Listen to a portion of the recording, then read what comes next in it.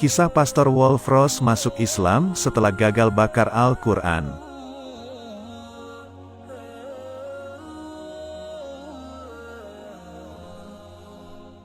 Pastor Walfross, namanya.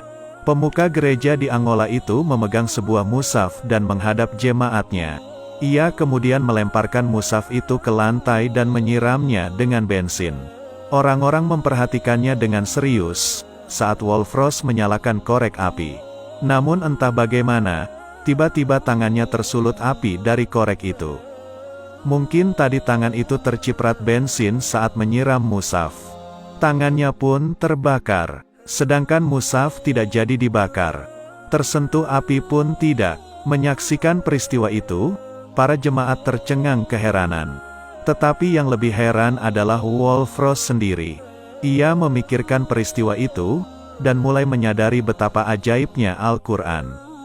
Ia yang ingin membakar Al-Quran, justru tangannya sendiri yang terbakar. Ia yang ingin menghina dan memalukan kitab suci umat Islam, malah ia sendiri yang dipermalukan. Walfross memikirkan peristiwa itu, keajaiban itu, dan mulai menyadari bahwa ia baru saja diselamatkan dari hal paling gila yang akan dilakukannya. Selama ini kebencian membuatnya tertutupi dari kebenaran Al-Quran. Selama ini kebencian membuatnya gelap memandang kitab suci yang mulai diakuinya penuh keajaiban. Dari lubuk hatinya yang paling dalam, ia kini menyadari bahwa Al-Quran adalah kebenaran. Walfross pun kemudian mengikrarkan diri masuk Islam dan membaca syahadat. Masuk Islamnya Walfross membuat lingkungannya gempar. Betapa tidak, ia yang dulunya paling gencar memusuhi Al-Quran, kini menjadi pengikutnya. Ia yang dulunya paling membenci Al-Quran, kini mengakui kebenarannya. Ia yang dulu berniat membakar Al-Quran, kini malah tunduk kepadanya. Ia masuk Islam, menjadi mualaf, mengakui Al-Quran sebagai wahyu ilahi dan kitab suci.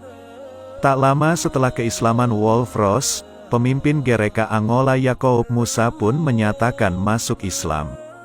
Keislaman keduanya diikuti oleh masuk Islamnya sekitar 200 orang lainnya. Selain memimpin gereja, Yakoub Musa adalah sekretaris jenderal lembaga misionaris di Angola. Ia memangku jabatan itu kurang lebih selama 22 tahun. Begitu masuk Islam, ia kemudian mengundurkan diri dari jabatan tersebut. Ketika pemimpin redaksi harian Tartim mewawancarainya, Yakoub Musa mengatakan bahwa saat ini, sewaktu buku Ajaib Al-Kohas ditulis, ia menghabiskan waktunya untuk menyebarkan Islam di Nigeria. Masya Allah, demikianlah saat hidayah datang. Ia datang kepada siapa yang dikehendakinya dengan berbagai cara yang kadang tak pernah diduga. Saat hidayah datang, dan seseorang menyambutnya dengan sepenuh hati, Allah pun mengubahnya dengan segera. Ia yang tadinya membenci Islam menjadi sangat mencintainya. Ia yang tadinya memusuhi Islam, kini menjadi orang yang membelanya.